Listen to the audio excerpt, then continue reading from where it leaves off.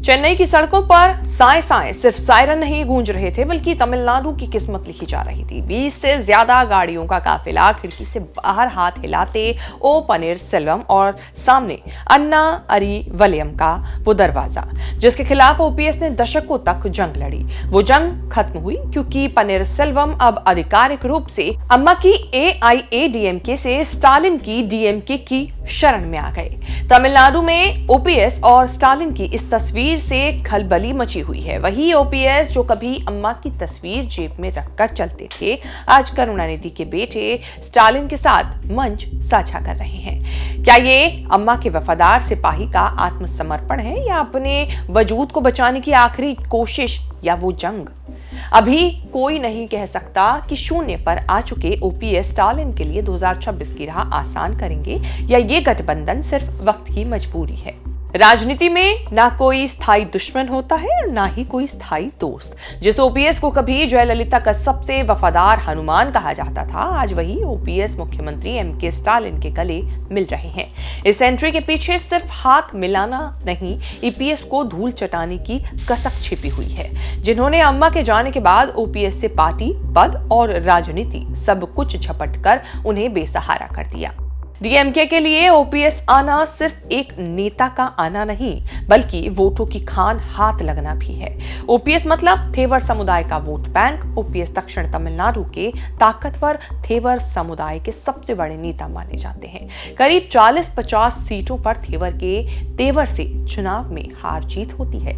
OPS के आने से डीएमके को इस बेल्ट में क्लीन स्वीप करने की ताकत मिल गई है। ओपीएस के साथ उनके बेटे और पूर्व सांसद रविंद्रनाथ कुमार भी आए हैं। इससे एआईएडीएमके के कैडर में भ्रम पैदा होगा और पार्टी का पारंपरिक वोट बैंक दो हिस्सों में बंट जाएगा, जिसका सीधा फायदा डीएमके को चुनाव में मिलेगा। ईपीएस के खिलाफ ओपीएस को खड़ा करके स्टालिन ने क्षेत्रीय संतुलन साध लिया, क्योंकि ईपीएस जो है वो वेस्टर्न बेल्ट के काफी बड़े नेता माने जा रहे हैं, वहीं ओपीएस जो है वो साउथ बेल्ट के।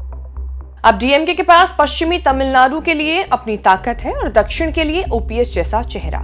दक्षिण की 40 सीटें अब डीएमके की झोली में गिरती दिख रही हैं, जिससे पलानी स्वामी ईपीएस का किला ढह सकता है। मनोवैज्ञानिक बढ़त यह है कि एआईएडीएमके के 3 बार के मुख्यमंत्री को अपनी पार्टी में शामिल करना डीएमके के लिए एक बड़ी नैतिक जीत है। यह संदेश देता है कि अम्मा की विरासत अब सुरक्षित हाथों में नहीं रही। ओ पनीर सेल्वम की डीएमके में जो एंट्री है वो न केवल दक्षिण तमिलनाडु के चुनावी समीकरण बदलने के लिए तैयार है, बल्कि अम्मा के साथ उनके उन भावुक पलों की यादें भी ये ताजा करती है जिन्होंने उन्हें हनुमान की उपाधि दिलाई थी। ओपीएस की पहचान ही जयललिता के प्रति उनकी अटूट निष्ठा से बनी थी। राजनीति के इतिहास में ये पल हमेशा याद किए जाते हैं। 2014 में जब जयललिता को आय से अधिक संपत्ति के मामले में जेल जाना पड़ा और ओपीएस को मुख्यमंत्री बनाया गया, तो शपथ ग्रहण समारोह के दौरान वे फूट फूट कर रोए थे। उन्होंने अम्मा की तस्वीर अपने सामने रखी और कभी उनकी कुर्सी पर नहीं बैठे। जयललिता के जेल जाने के बाद ओपीएस सीएम तो बने, लेकिन वो कभी सीएम वाली कुर्सी पर नहीं बैठे। बगल में एक छोटी कुर्सी पर बैठते थे, जो इस बात का प्रतीक था कि कुर्सी पर हक सिर्फ अम्मा का है। जयललिता के निधन के बाद एडापाडी के पलानीस्वामी के साथ सत्ता संघर्ष में ओपीएस पिछड़ गए और 2022 में उन्हें पार्टी से निकाल दिया गया। बीजेपी के साथ उनके संबंध तब ठंडे पड़ गए जब बीजेपी ने 2026 के चुनावों के लिए ईपीएस के नेतृत्व वाली एआईएडीएमके को प्राथमिकता देना शुरू किया। अकेले चुनाव लड़ने के बजाय ओपीएस ने डीएमके के साथ जाना बेहतर समझा, ताकि वह ईपीएस के खिलाफ अपनी राजनीतिक प्रासंगिकता बनाए रखें। 2016 में जयललिता के निधन के बाद एंट्री हुई थी उस पावर स्ट्रगल की जिसने तमिलनाडु की राजनीति को हिलाकर रख दिया था। शशिकला बनाम पनीर सेल्वम, ये सिर्फ 2 नेताओं की लड़ाई नहीं, बल्कि जयललिता की विरासत पर कब्जे की जंग भी थी, जिसमें विनर हुए ईपीएस। जयललिता के निधन के बाद पनीर सेल्वम सीएम थे, लेकिन पर्दे के पीछे चिन्नम्मा यानी वीके शशिकला ने सत्ता की पूरी बिसात बिछा दी थी। ओपीएस को इस्तीफा देने पर मजबूर किया गया ताकि शशिकला सीएम बन सके। लेकिन तभी वो हुआ जिसकी किसी ने कल्पना नहीं की थी। पनीरसेल्वम सीधे जयललिता की समाधि मरीना बीच पर पहुंचे और 40 मिनट तक आंखें बंद करके बैठे रहे। जब वह उठे तो उन्होंने सीधे शशिकला पर उन्हें अपमानित करने और मजबूर करने का आरोप मढ़ दिया। इसे ही धर्मयुद्ध कहा गया। शशिकला ने तुरंत ओपीएस को पार्टी से निकाल दिया। उसी दौर में शशिकला को जेल जाना पड़ा। सीएम नहीं बन पाई, लेकिन उन्होंने जाते जाते ही पलानीस्वामी को अपनी जगह खड़ा कर दिया। ईपीएस ने दोनों को निपटाकर पार्टी अपने नाम कर ली। आज स्थिति यह है कि शशिकला भी कहीं नहीं है। उन्होंने नई पार्टी बनाने का ऐलान करके वापसी की कोशिश शुरू की है। तो वहीं ओपीएस को स्टालिन की शरण में आना पड़ा। तो आज अन्ना अरीवलयम में जो 20-25 कारों का काफिला पहुंचा, वो सिर्फ पनीरसेल्वम को नहीं लाया, बल्कि अपने साथ अम्मा की विरासत का एक बड़ा टुकड़ा और दक्षिण तमिलनाडु के लाखों वोट लेकर आया है। अम्मा की भक्ति, चिन्नम्मा से दुश्मनी आज ओपीएस को स्टालिन के द्वार तक ले आई। शेष भारत की इस रिपोर्ट में इतना ही। इस रिपोर्ट को लेकर आपकी क्या राय है, हमें कमेंट करके बताएं और आगे भी ऐसी खबरें देखने के लिए आप बने रहें न्यूज़ तक के साथ। आज जब अपने घर के पास, अपने पड़ोस में पहुंचती हैं, अपने गांव में पहुंचती हैं, अपने शहर में पहुंचती हैं, तो लोगों का रिएक्शन कैसा होता है? बहुत अच्छा होता है। और मेरा बिग बॉस के बाद ऐसा कुछ है ही नहीं। मैं क्या कह रही हूँ, मैं शुरू से मतलब डाउन टू अर्थ हूँ और हमेशा जनता से जुड़ी या परिवार से जुड़ी हुई, फैमिली से, मोहल्ले वालों से, सोसाइटी वालों से, सबसे जुड़ के रहती हूँ। अगर मैं मेरे गांव जाती हूँ और अगर वहाँ सबसे बात करती हूँ तो ऐसा लगता नहीं है कि मैं गोरी ना गोरी हूँ, क्या मैं उनको उनकी बेटी ही लगती हूँ।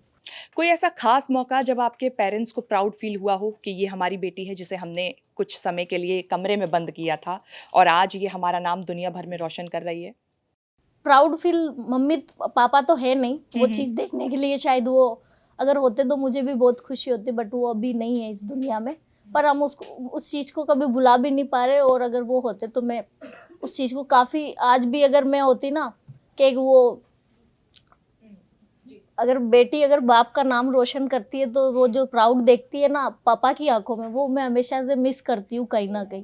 और रही बात मम्मी की, मम्मी तो हमेशा खुश होते रहते हैं और मुझे काफ़ी सारा मतलब प्यार लाड करते हैं। वो बोलते हैं कि एक तू ही है जो मेरा नाम रोशन कर रही है और ख़ानदान का नाम रोशन कर रही है, क्योंकि मैं मेरी पहली लड़की हूँ मेरे परिवार में से और मेरे समाज से, तो इस वजह से। तो आप क्योंकि डांसर हैं, तो डांस क्योंकि हमारे समाज में आप ही जानती हैं, हम सभी जानते हैं, लोगों के मन में रहता है कि अरे ये तो डांस करती है। कई बार ऐसे कोई कमेंट्स आपको सुनने को मिले? जाहिर सी बात है, बहुत सारे अभी भी सुनती हूँ, उसका कोई वो है ही नहीं। वो बोलते हैं ना लोगों का तो काम है, मैं इतना परवाह करती नहीं हूँ लोगों की, शुरू से ही नहीं की। जब भी तो मैं बॉल डांस की क्वीन कहलाई और मेरे बारे में पता नहीं लोगों ने क्या क्या कहा, मैंने उनकी भी परवाह नहीं की। क्यों, क्या करना है, मैं ये मेरी ज़िंदगी मुझे बार बार नहीं मिलेगी। और रही बात कि अगर लोगों का अच्छा करते हैं उस पर भी बुराई बोलते हैं, और जो बुरा करता है उसके बारे में भी वो बुराई बोलते हैं, तो मैं उनका क्यों सुनूं? राजनीति हो या क्राइम, संसद की बहस हो या सड़क की सच्चाई, बाजार की चाल हो या रोजगार की तलाश, देश की चर्चा हो या दुनिया की हलचल, जंग के शोर से सीज फायर की खबर तक, यूपी बिहार से तमिलनाडु की सियासत तक, एस्ट्रोलॉजी के सितारों से खेल के मैदान तक, सच साफ सीधे अंदाज में देखिए तक 360, गली से ग्लोब तक।